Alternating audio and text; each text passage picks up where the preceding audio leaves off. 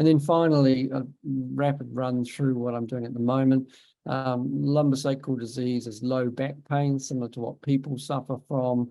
It causes difficulty jumping and lameness, and it's a common problem in working dogs, and the German Shepherd is the poster child for this disease.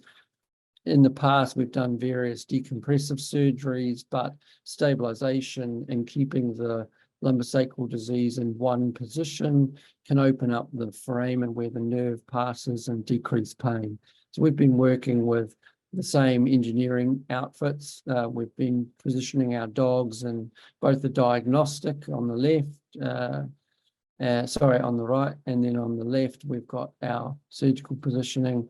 Here's our traditional methods, would involve human medical implants.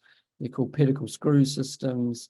They're extremely expensive, although there is now, since I started my research, a couple of veterinary products have been made available at lower price. But one significant problem with this concept is that the surgeon is essentially drilling holes in bone next to major nerves and is doing that by eye. In the medical world, they use fiducial markers and 3D camera arrays, etc., to aid the surgery, and that's not something that's common in veterinary medicine. So what we were hoping for was to create a way of guiding the implants and making sure that the surgeon makes no surgical errors. So once again, 3D printing comes along, or 3D design comes along.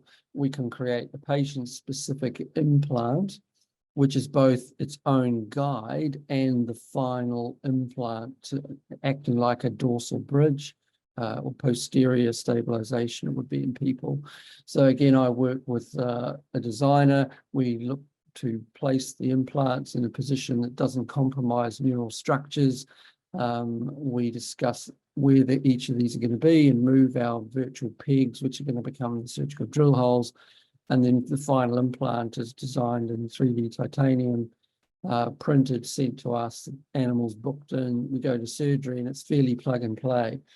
We open up the site, the implant is made specific for the anatomy, so if you get the position of the patient correct, it'll just slot into place and then you can drill the holes in. There's an example on the right of a radiograph. And they can even tell us exactly the length of the screws. They're all pre-designed, and we're currently using aftermarket screws, but I'm researching 3D additively printed screw design and whether we can make specific screws that lock better into the titanium and are perhaps more durable.